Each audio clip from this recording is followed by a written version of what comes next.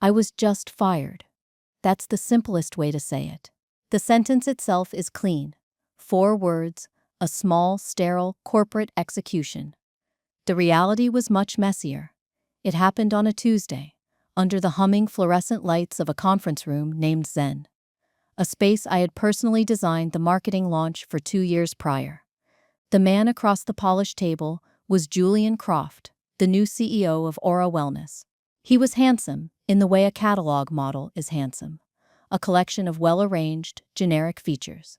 He had been on the job for exactly 6 weeks. 6 weeks was all it took for him to decide that I, Eleanor Vance, the woman who had architected Aura's entire market presence, from a spreadsheet in a coffee shop to a 9-figure valuation, was obsolete. His words still echo in the quiet of my apartment, bouncing off the walls like ricocheting bullets. He said my strategies were too data-heavy and not enough vibe. Vibe. He wanted to run a multi-million-dollar company on a feeling, a gut instinct, the same way a teenager picks a filter for their social media post. I had spent a decade building a predictive engine that could forecast market trends with 94% accuracy. He had a good haircut and a firm handshake. In the new world of Aura Wellness, that was the more valuable asset. He told me they were moving in a more holistic direction, and my fixation on analytics felt cold. He smiled when he said it, a serene, placid smile that didn't reach his eyes. It was the kind of smile a predator gives before the kill. There was an HR representative in the room, a young woman who looked terrified, clutching a folder to her chest like a shield. She wouldn't make eye contact. No one ever does. My name is Eleanor. For 10 years, I was the marketing director for one of the most recognizable wellness brands in the country. Now, I'm another casualty of a corporate takeover. Another story of competence being replaced by charisma, and I have a feeling I'm not the only one. If you've ever poured your soul into a job only to be told you're no longer the right fit, or had your work dismissed by someone who doesn't understand the first thing about it, do me a favor and hit that like button. Let me know I'm not just screaming into the void here. It helps to know you're not alone in these moments. The escort to the door was the most humiliating part. A security guard, a man named Frank, who I'd shared coffee with 100 times, was instructed to walk me to the elevator. He was deeply apologetic, his eyes full of a pity that burned worse than Julian's condescension.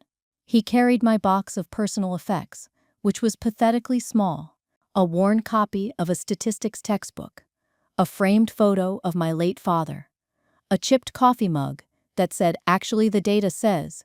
It was a gag gift from my team. Now it just felt like a sad prophecy. As the elevator doors slid shut, I saw him. Julian. He was standing with his new inner circle, laughing about something.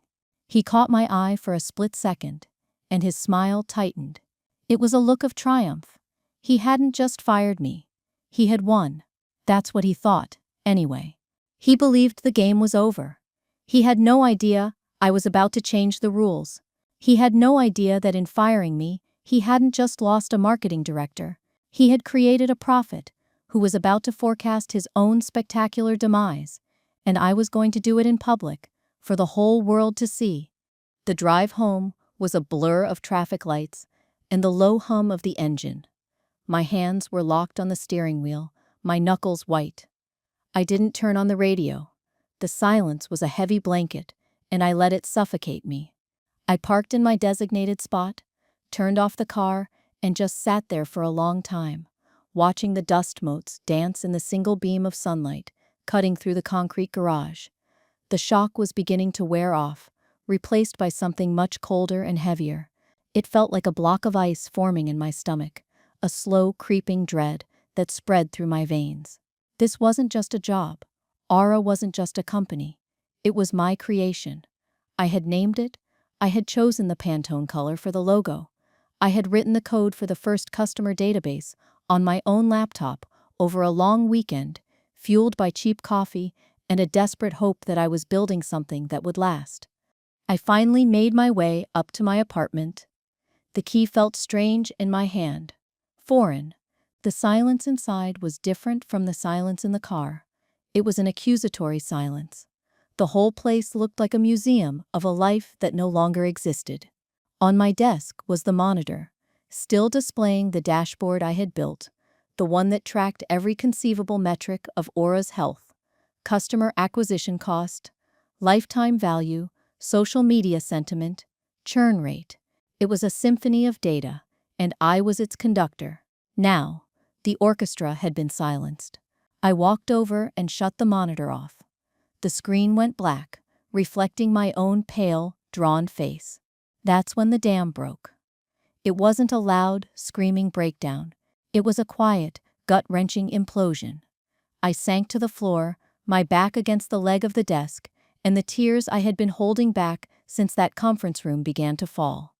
They were hot, angry tears, tears for the wasted loyalty, tears for the years of sacrificed weekends and missed holidays.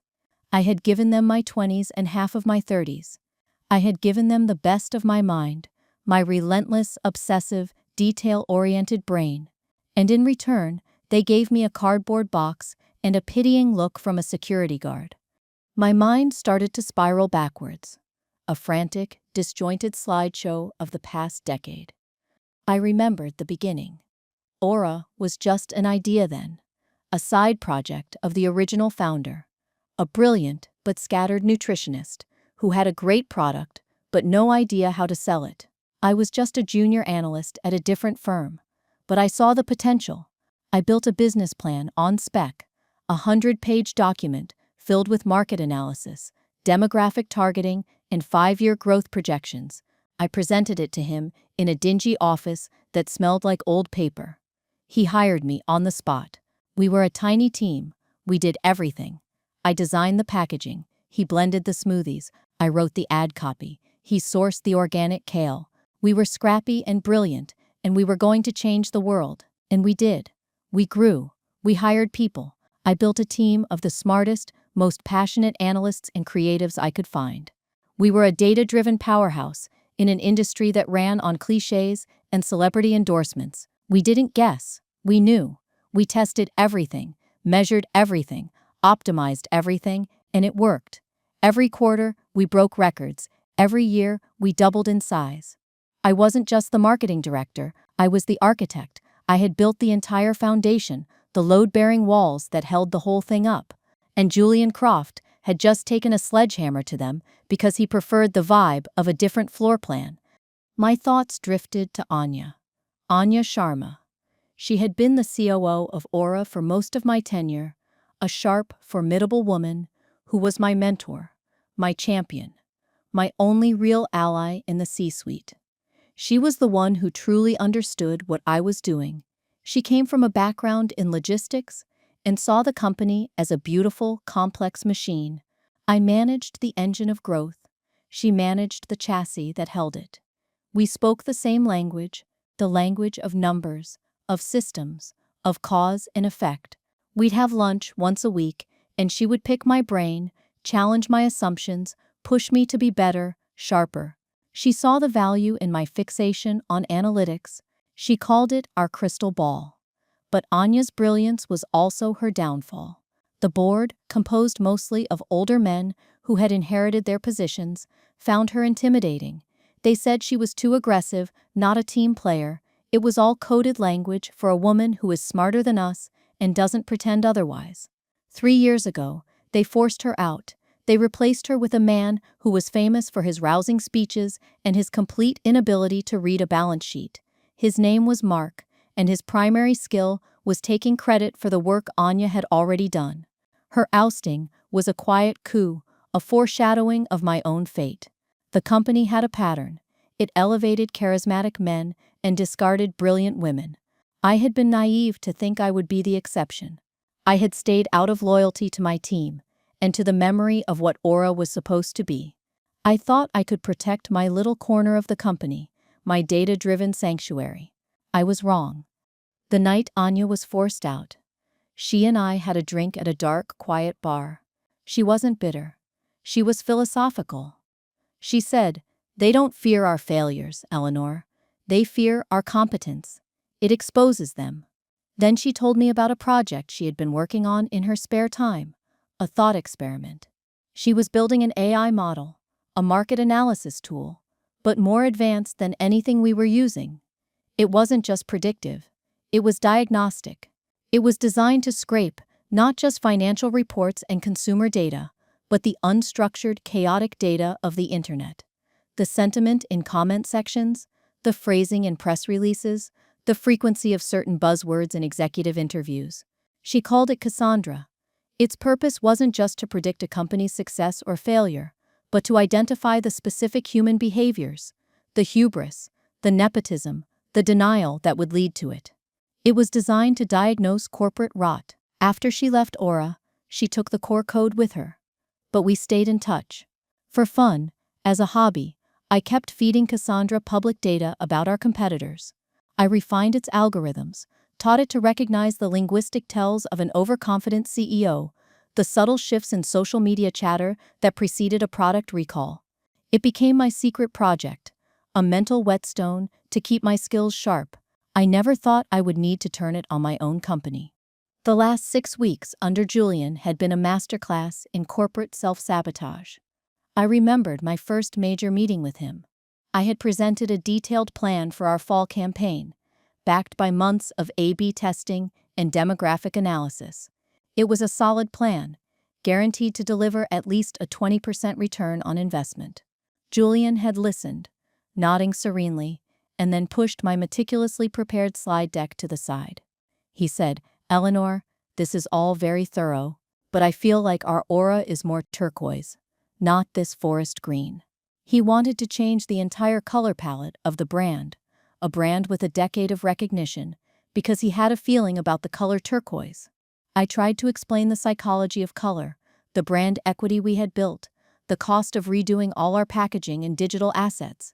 He just smiled that empty smile and said, "We need to trust the universe, Eleanor. Trust the vibe." Against my written, formal objection, he ordered the change. It was a small thing, a stupid thing, but it was the first crack in the foundation. He started canceling my data review meetings, calling them uninspiring. He brought in a brand shaman who charged $5,000 an hour to burn sage in the server room.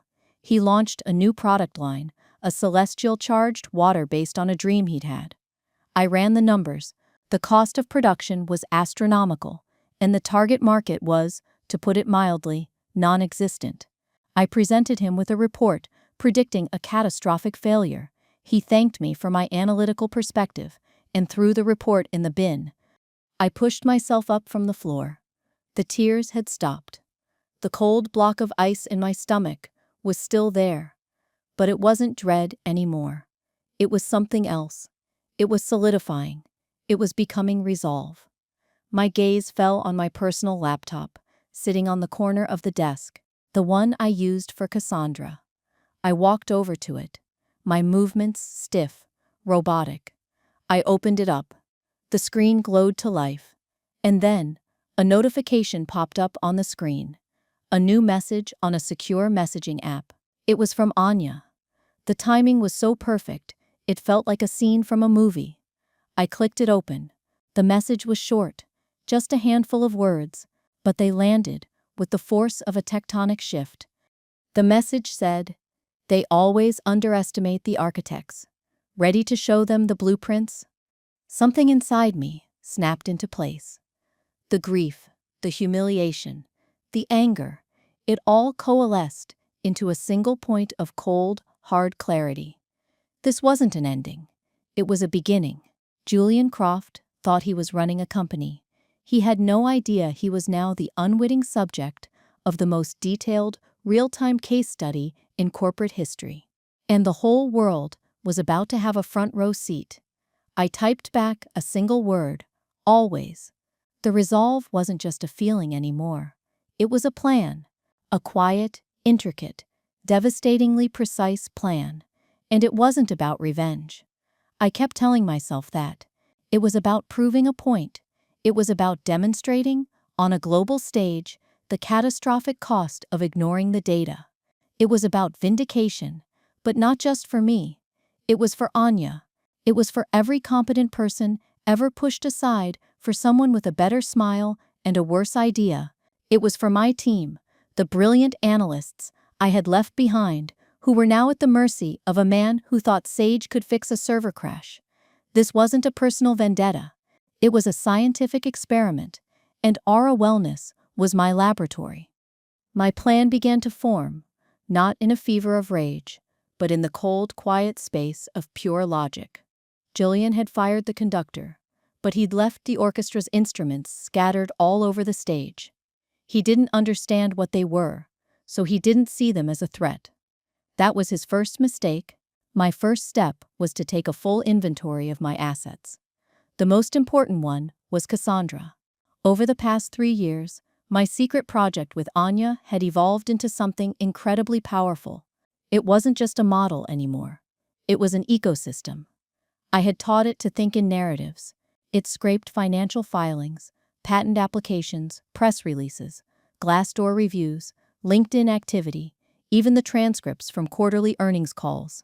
It then cross-referenced this information with social media sentiment, ad campaign performance, and supply chain data from public sources. It didn't just spit out a stock price prediction, it constructed a story. It would identify the protagonist, a rising competitor, the antagonist, an arrogant CEO, the inciting incident, a flawed product launch, and the likely conclusion, a loss of market share. It was the ultimate tool for corporate storytelling, and I was about to write a masterpiece. I spent the next 48 hours in a state of hyper-focus. I didn't sleep. I survived on black coffee and a burning sense of purpose. I had a long, encrypted video call with Anya. She was in her element, her face sharp and analytical on my screen. She had thrived after leaving Aura, becoming a partner at a boutique venture capital firm that specialized in data-driven tech startups. She had the capital and the connections I lacked. She saw the potential immediately.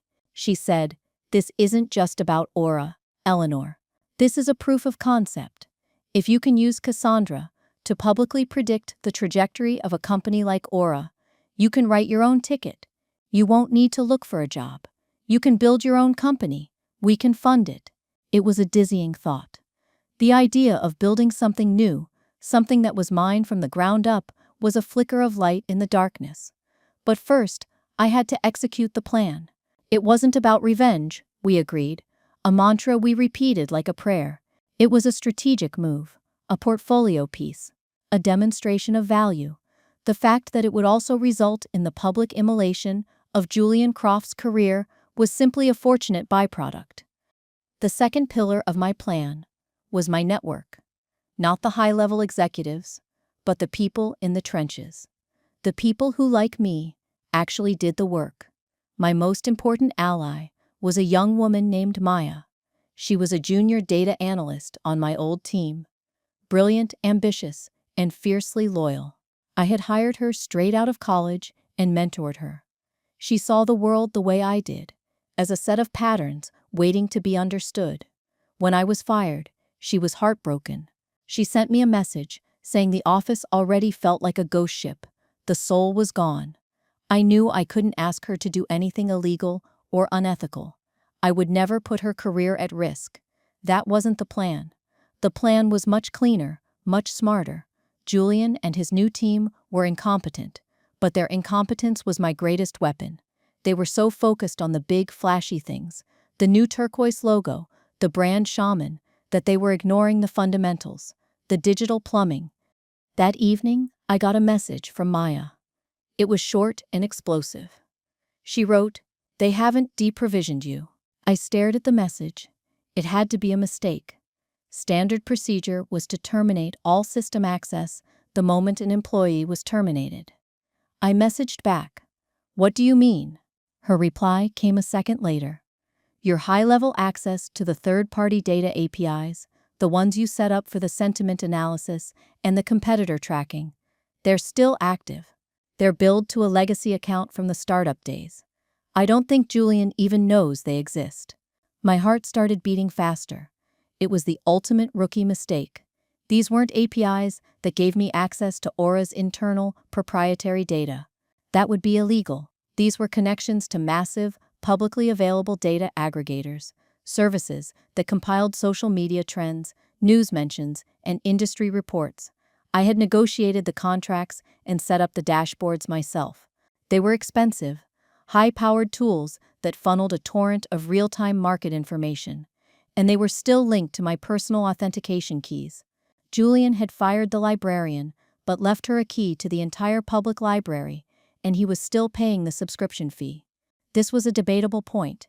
Ethically, was it my responsibility to inform them of their own security lapse, or was their incompetence and opportunity I had a right to seize? I chose the latter. It felt like a sign from the universe, a universe that, unlike Julian's, actually ran on cause and effect. I told Maya to do nothing, to say nothing. I simply asked her to keep an eye on things and to focus on her own career. I told her that smart people always find a way to thrive and that she should remember that. It was a piece of advice, but it was also a promise. Now I had the weapon, Cassandra, and I had the ammunition, a fire hose of real-time publicly available data, paid for by my former employer. The final piece of the puzzle was the delivery mechanism. How could I showcase Cassandra's power in a way that was public, professional, and undeniably effective? A blog? A white paper? No, that was too small, too contained. I needed a stage. I needed an audience of my peers, of recruiters, of CEOs, of the very people who would be looking to hire a new marketing director when Aura inevitably imploded. The answer was obvious. LinkedIn.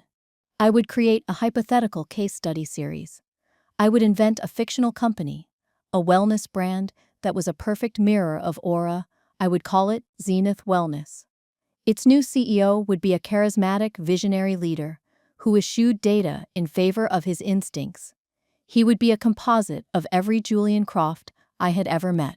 Each week, I would publish a new installment of the case study. I would use Cassandra, fed by the live data from the APIs, to analyze Aura's real-world moves. Then, I would write a dry, academic, heavily footnoted post about my fictional company, Zenith. I would predict, with chilling accuracy, the consequences of its CEO's vibe-based decisions. I wouldn't mention Aura. I wouldn't have to. The parallels would be so specific, so timely, that anyone paying attention to the industry would see it. I wouldn't be attacking them. I would be teaching. I would be building my own brand as a marketing prophet, a strategist who could see the future. And the proof of my prophecy would be the slow, spectacular collapse of Aura Wellness, happening in real time for everyone to see. I spent the rest of the night building the framework for the first post. I designed charts. I wrote appendices.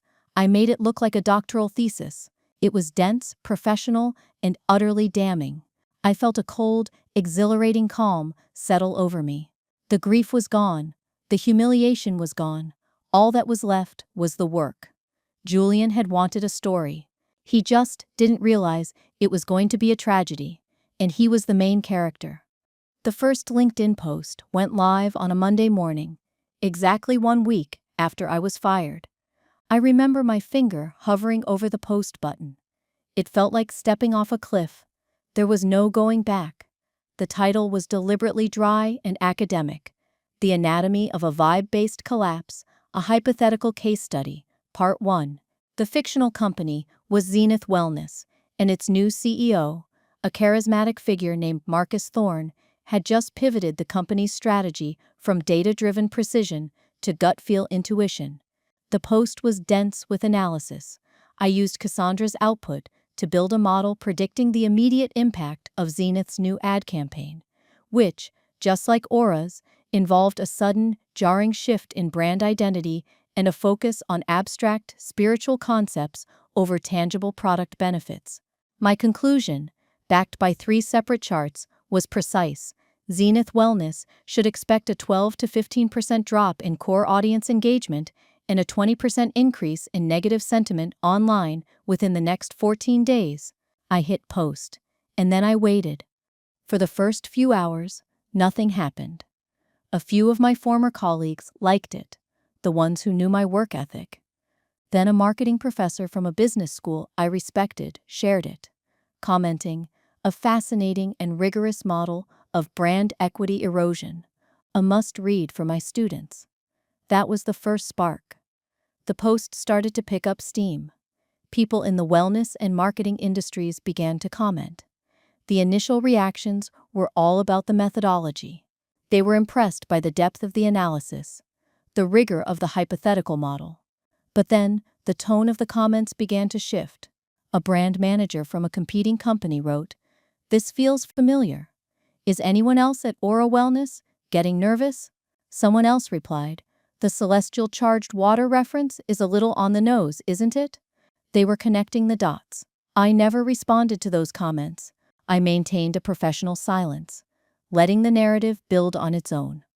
Meanwhile, I had a back channel to the real world, Maya. She was my quiet, unseen observer inside the walls of Aura. She sent me a message late, that first week. "Julian saw your post. Someone showed it to him. He laughed. He called it sour grapes, from a bitter ex-employee." I read the message and smiled. Good. Arrogance was a crucial part of the equation. He needed to underestimate me. He needed to see me as a bitter, emotional woman, not a cold, calculating strategist. His ego was my ally. He was playing checkers, convinced he had already won the game, while I was setting up a chessboard he didn't even know existed. 2 weeks passed. On a Wednesday morning, a major industry trade publication released its weekly digital performance report. The headline was stark. Aura Wellness stumbles after rebrand, engagement plummets. The article cited a 14% drop in audience engagement and a significant spike in negative online sentiment. The numbers were almost identical to the ones I had predicted for my fictional company, Zenith. My LinkedIn post exploded. It was no longer a hypothetical model. It was a prophecy that had come true. My connection requests flooded in. I was getting messages from headhunters, from CEOs of other companies, from marketing VPs who wanted to know more about my methodology. I had gone from being a fired employee to a thought leader in the space of 14 days. It was time for part 2. I had been working on it all week, using the real-time data streaming from the APIs. Aura, under Julian's vibe-based leadership, had just launched a new product he was incredibly proud of. Moon dust-infused smoothie bombs. It was a product born from his gut, not from R&D. My Cassandra model had immediately flagged it as a high-risk venture. The marketing promised exotic, hard-to-source ingredients, but the public supply chain data showed their suppliers were unreliable. The model predicted a classic overpromise, under-deliver scenario. It forecasted a supply chain disruption within 3 weeks of launch, leading to widespread customer complaints and backorders. So I wrote my next post, Zenith Wellness and the Inevitable Supply Chain Cascade, Case Study, Part 2. I laid out, in excruciating detail, how a marketing strategy detached from operational reality creates a bullwhip effect in the supply chain. I predicted that Zenith's new, flashy product would be out of stock within the month, leading to a customer service crisis. I published it on a Monday. Inside Aura, the panic was starting to set in. Maya's messages became more frequent, more urgent. They can't keep the moondust bombs in stock. The supplier for the moondust, which is just a type of volcanic ash from Iceland, can't meet the demand. The website is full of angry comments. Julian is blaming the logistics team. He was looking for scapegoats, for a leak, for a traitor. His vibe hadn't accounted for the gritty reality of international shipping and import tariffs. He was flailing, and his every move was feeding my model with fresh data.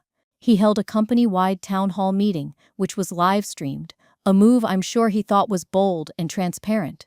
I fed the transcript of his rambling, jargon-filled speech directly into Cassandra.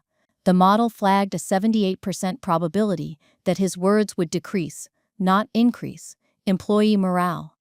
Exactly 3 weeks after the product launch, Aura's website crashed from the sheer volume of customers checking on their back-ordered smoothie bombs. The homepage was replaced with a single, sad error message. My LinkedIn post about Zenith's supply chain cascade was now being shared by logistics experts and operations managers. I was no longer just a marketing prophet. I was being hailed as a business strategist. The beauty of it was its deniability. I was just writing about a fictional company. It was just a thought experiment. It wasn't my fault if Aura Wellness happened to be making the exact same mistakes, but it wasn't about revenge.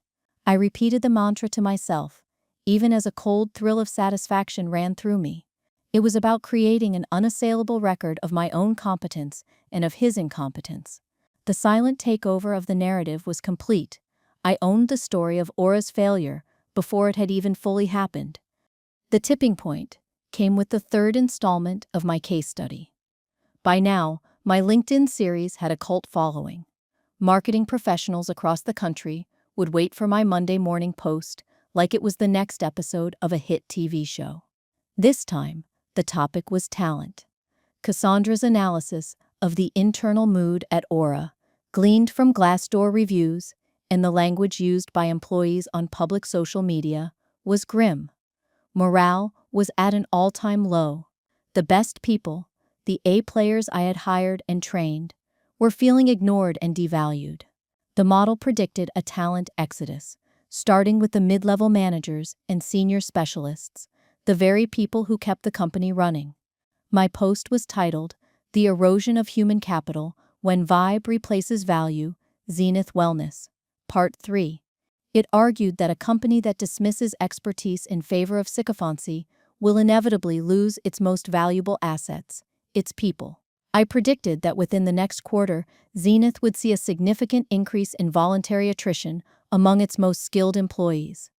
I published the post at 9 a.m. At 11 a.m., Maya forwarded me her resignation letter. It was a masterwork of professional restraint.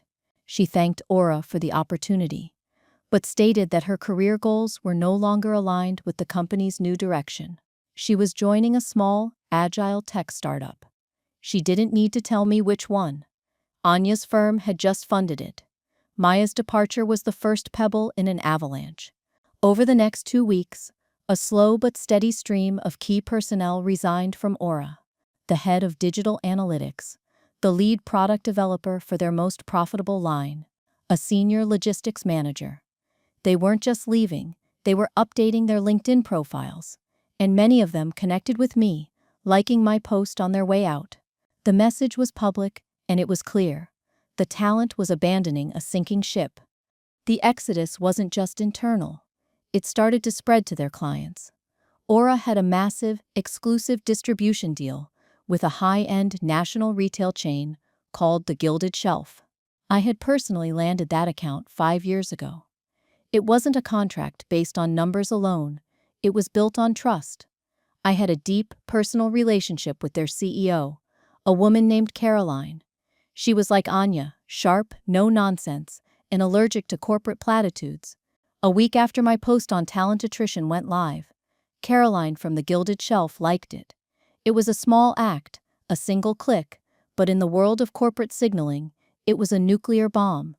The next day, an industry newsletter reported that the Gilded Shelf had put its multi-million-dollar account with Aura Wellness under strategic review, citing concerns about brand instability and recent leadership changes. The ground was crumbling under Julian's feet. That's when he called me. I was sitting at my desk, sketching out the architecture for my new consulting firm, Cassandra Analytics, when my phone buzzed with an unknown number. I almost ignored it, but something told me to answer. I picked up, a voice I recognized instantly. Trying to sound casual and friendly, said, "Eleanor, it's Julian. Julian Croft." The sound of his voice sent a jolt of ice through my veins, but I kept my own voice perfectly level, calm. I said, "Julian, to what do I owe the pleasure?" There was a pause. He was trying to find the right angle, the right manipulation. He said, "Listen, I think there's been a big misunderstanding. Things got a bit hasty. I've been following your work on LinkedIn. It's very impressive, very insightful." The way he said insightful was laced with a poison he couldn't quite conceal. He continued, "I want to talk about bringing you back. Not in your old role, of course. Something bigger, a consultant. You could name your price. We need your strategic mind, Eleanor. We need you to help us steady the ship." I let the silence hang in the air for a moment, savoring it. He was desperate. The man who had dismissed my life's work as too data-heavy was now begging for my help. He wasn't offering me a job. He was offering me a mop. He wanted me to clean up the mess he had made. The power had shifted completely. He thought he was offering me an olive branch. In reality, he was admitting his own defeat. I took a slow, deliberate breath. I said, "Julian, I appreciate the offer, but my consulting calendar is completely full for the foreseeable future." He sputtered. "Eleanor, you don't understand what's at stake here," I said. "Oh, I think I understand perfectly. It was never about a misunderstanding. It was about a fundamental difference in philosophy. You believe in vibe. I believe in math. It seems the market has decided which is more valuable." Before he could respond, I delivered the final quiet blow. I said, "If you're looking for ideas, you should read my latest post. It has a fairly detailed roadmap for what's likely to happen next." Then I hung up. It wasn't about revenge. It was about clarity. The clarity of a closed door. The power wasn't in rejoining his world. It was in the freedom of having built my own.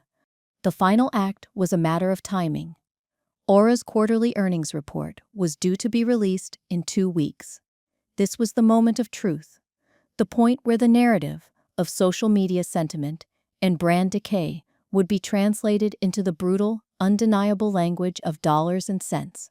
I spent a week working with Cassandra, feeding it every scrap of public data I could find: the reported drop in online sales, the increased cost of goods due to the supply chain fiasco, the severance packages for the departing executives. The model churned and whirred, and what it produced was a portrait of a complete catastrophe. It predicted not just a miss on revenue, but a catastrophic plunge in profitability, far worse than any Wall Street analyst was anticipating. It predicted an immediate stock price collapse of over 40%. I prepared my final post in the series. Part 4. The Financial Reckoning. When a balance sheet becomes a post-mortem. It was my magnum opus. I didn't just predict the numbers. I explained the why behind them, linking every financial failure back to a specific, vibe-based decision made by the fictional CEO, Marcus Thorne. The failed product launch, the alienated customer base, the talent exodus. I showed how each seemingly separate crisis was a domino in a single, inevitable cascade. I laid out the entire story of the company's self-destruction, a story that had played out in public, but that no one had pieced together so completely. The post was a closing argument. It was a verdict. I published it on the Monday before the earnings release. It went viral almost instantly, far beyond the marketing community. It was being shared by financial analysts, by journalists, by investors. It was the talk of the industry. Everyone was waiting to see if my final, most audacious prophecy would come true. The day of the earnings release, I didn't watch the stock market. I didn't need to. I went for a long walk in the park. I felt a strange sense of peace. I had done the work. I had laid out the evidence.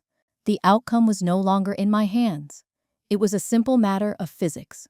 The consequences had been set in motion 6 weeks ago, in that cold conference room. That afternoon, my phone began to vibrate uncontrollably, with notifications, news alerts, texts from former colleagues, messages on LinkedIn. Aura Wellness had released its quarterly report. It was a bloodbath. The numbers were even worse than Cassandra had predicted. The stock wasn't just falling, it was in a freefall. It had lost nearly half its value in a single afternoon of trading. There was no final, dramatic confrontation with Julian. There was no shouting match, no tearful apology. He just vanished. The system, the one he thought he commanded, had turned on him. The board of directors, the same men who had once applauded his vision, now saw him for what he was, a liability. The day after the earnings disaster, I received a single, 2-word message from Anya. It said, "They called." I knew what it meant.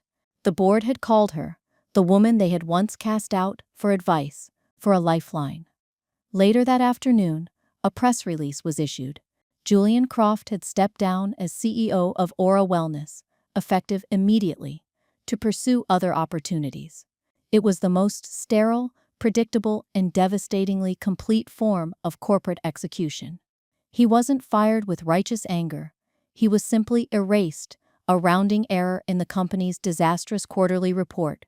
His vibe had evaporated, leaving behind nothing but a smoking crater in the balance sheet. My vindication wasn't loud. It was silent. It was the quiet hum of a correct calculation. It was the profound, unshakable peace of being proven right. The new reality had arrived. I wasn't in it. I was in my own office, the words Cassandra Analytics etched in clean, simple font on the glass door. Maya was at the desk across from me, building a new dashboard. We were on a video call with Caroline from the Gilded Shelf. They weren't just a potential client. They were our first client. Anya's face was on the screen too, a small window of smiling validation, our new board advisor. We weren't fixing something broken. We were building something new, something better, on a foundation that had my name carved into it. Today, when I look at my life, it's almost unrecognizable from that bleak afternoon just a few months ago. My apartment is the same, but it no longer feels like a museum. It feels like a home base. My desk is no longer a monument to a past life, but a command center for a future I am building myself. My LinkedIn profile, once just a digital resume, has become a platform. It has thousands of followers. I get dozens of messages a day from people, CEOs, founders, marketing students, who see my case study not just as a story of a fictional company's collapse, but as a textbook on modern business strategy. The ultimate irony is that in trying to erase me, Julian gave me the greatest marketing opportunity of my life. He made my expertise visible on a scale I never could have achieved from inside his company. I have a framed printout on my wall. It's the very first comment on my first LinkedIn post, the one from the marketing professor. It reminds me that good work, rigorous work, eventually finds its audience. But this story, my story, it isn't really about marketing, or wellness brands, or even about a terrible boss. If you've made it this far, I suspect it's because you've seen a piece of your own story in mine. This is for every single person who has ever been in a room where their competence was treated as a liability. It's for everyone who has had their data dismissed for a gut feeling, their experience ignored for a fancy new title, their quiet, dedicated work erased by someone with a louder voice. It's for every woman who has ever been called too aggressive for being direct, too emotional for being passionate, or too cold for being analytical. I learned the hardest and most valuable lesson of my career: your value is not determined by those who are incapable of seeing it. You cannot wait for a broken system to recognize you. You have to build your own. I told myself, over and over, that what I did wasn't about revenge, and I believe that's true. Revenge is a hot, messy, emotional act. This was cold. This was calculated. This was an act of reclamation. It was about taking back the narrative. It was about proving, in the most public and undeniable way, that substance will always eventually triumph over style, that the math is more powerful than the vibe. So if you are feeling overlooked, underestimated, or erased in your own career, know this: you are not invisible. Your work matters, and your greatest power isn't in fighting the old guard on their terms. It's in building something new, something so undeniable that it makes their world obsolete. If this story resonated with you, if it gave you even a flicker of recognition or a spark of hope, please do me a favor. Click the like button, leave a comment below, and share a piece of your own story, if you feel comfortable. These stories need to be told. They are the data that proves we are not alone. And if you want to follow my journey and hear more stories about reclaiming your power and building your own table, then make sure you subscribe to the channel and hit that notification bell so you don't miss what's coming next. Because we are just getting started.